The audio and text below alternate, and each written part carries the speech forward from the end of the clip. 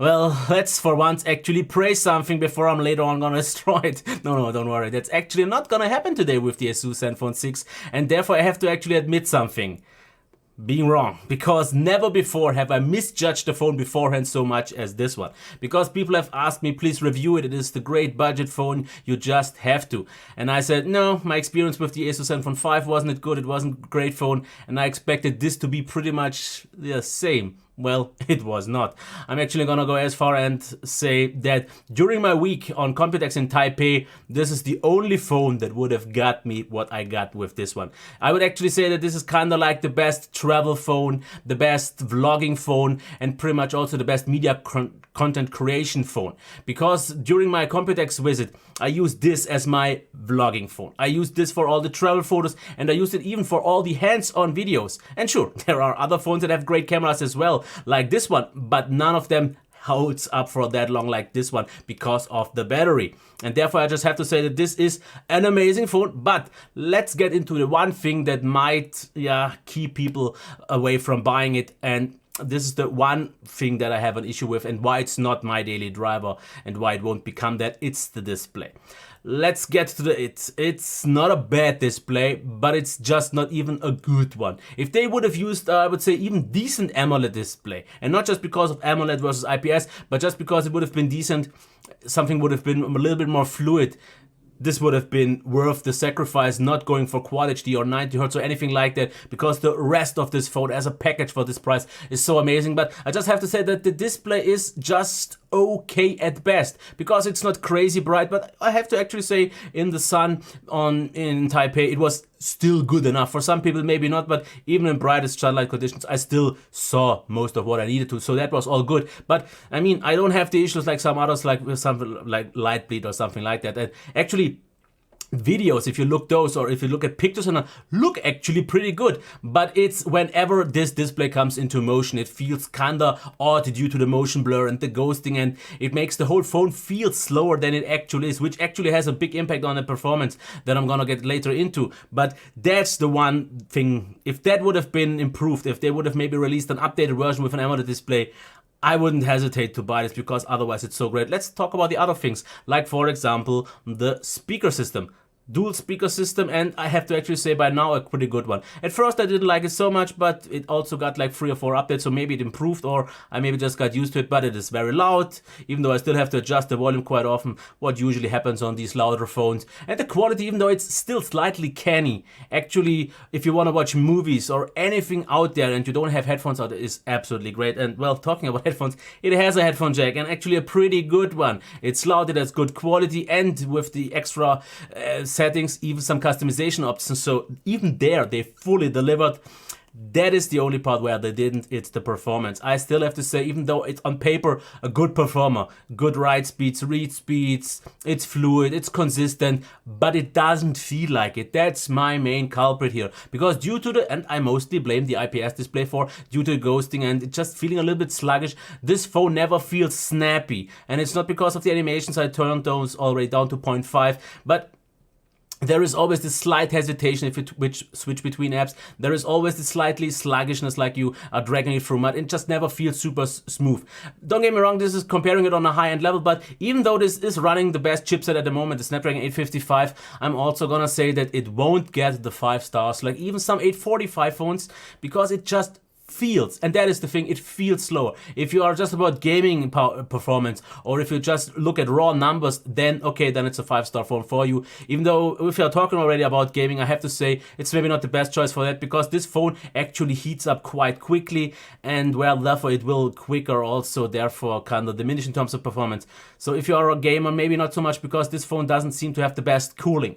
But what it actually has, pretty much the best, especially at that performance and at this overall level, is the battery life. I unfortunately forgot to check how it quickly charges, but I would assume like, yeah, maybe a little bit over 2 hours if it best. So I just forget that, so I'm not gonna give you a value here, but it's the battery life. And I have to say, not quite wow, because even though we have a 5000 mAh battery, I would compare it to something maybe like a Huawei P30 Mate P20 Pro or something like that. So 4000, 4200 milliamp hours with an OLED display, what we usually get, for example, on Huawei's. But otherwise, I don't know any flagship that holds up for that long, which means in numbers, I would say one day in mobile data, 7 to maybe even 8 hours, maybe let's say an average of 7.5 hours over the course of 2 days with mixed use. I even got like easy over 6 hours, 7 hours on one day. On Wi-Fi, 10, 11 hours, no problem. Over 2 days, like 8 hours. So this is a great performance, especially the standby drain was really good due to the big battery. Standby drain is good. So overall, it performed really well. Call quality was absolutely fine. Reception was good in terms of mobile data. Wi-Fi, I would have to say the speed was good, but my connection was a little bit weaker, but not enough to kind of make it or break it or something like that. So I'm okay with that. So it is a great performer. 5 stars, but not as great as you might expect from a 5000 mAh battery, which also I guess has to do with the display. So you see once again, if they would have replaced the display with an OLED, it wouldn't just feel better in terms of performance, this phone. It wouldn't just look nicer, it would also hold up for longer, even though that's not really necessary. Now, the UI is the next thing. I said this already in my first impressions video, that I'm surprised how good it is, because it looks like a theme stock Android with some additions, and actually those additions are helpful. And it feels almost, even though it doesn't look quite as nice as something like Oxygen OS, we have off-screen gestures, we have the smart button that is actually super handy, because I use that, for example, on my travels for quick access to my camera, maybe to the flashlight or anything like that. So this extra button, I'm actually asking myself now why it's not present on pretty much any phone out there. I mean, it's cool that we can access everything through software, but sometimes a proper hardware button to quickly access something without even having to turn on the phone, that's what it's about. So great software. And talking about software, actually also, this got like 3, if not even 4 updates during the 2 weeks that I had it. And they usually fix things like sometimes also, I think, performance or the night mode or something like that also. I think auto brightness, but mostly the camera. And yes, it did improve. But I'm not gonna actually go into all those differences, because if you've seen my detailed first impressions video, all I said there is still true, besides the thing that low light got even better. And we also now, for example, get 4K 60, that is stabilized. It still, at this point in time, looks a little bit janky, so I wouldn't really use it on a regular basis, so I was stuck at 4K 30 with great stabilization. There is still this limit in terms of the limitation of the time, but yeah, that's the one thing. But let's actually already boil it down. This is the phone that I would have gotten if it just would have had an OLED display. If you don't care about that, if you just want a solid display and you don't care about motion blur, because like I said, actually the display itself is good. Whenever you look at videos, if you look at pictures, if you just do your normal stuff, it's fine. But especially if you're someone who uses his phone quickly, fast, and has a lot of motion going on, then the motion blur is holding me down.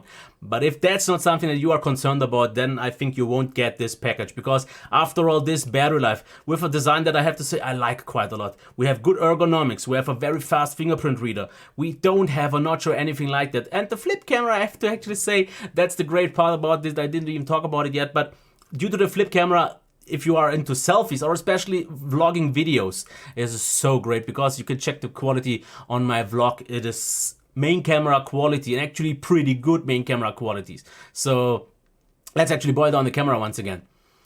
Video for the front and also photo for the front, 5 stars without any doubt. And also the main camera is almost 5 stars. I'm not gonna quite give it that, because I think they could have maybe delivered something a little bit more, but night mode was good, and the video for the main camera was pretty good. So yeah, and that in combination with the very good speaker system, the still good performance, the battery life, the in-hand feel, it doesn't feel too big, too bulky or anything like that, for a price of around 500 makes it pretty much a no-brainer, besides the display. And that's actually the one thing that pisses me off the most. If they would have just used a decent OLED display, this would have been the phone, the one and only phone that I would recommend to pretty much everyone who wants a pretty much flexible experience without any compromises. But well, we have one compromise, but it's the only one. If you don't care about that one, this is monster of a phone. Like I said, during my week in Taipei, no other phone could have delivered me what this one did, with that camera quality, along with that battery life and the consistency and everything else and so on.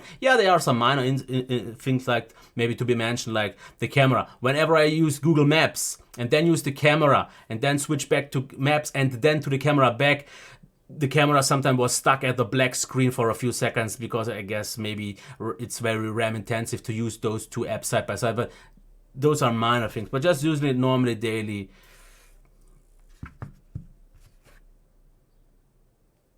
Yes. Bye.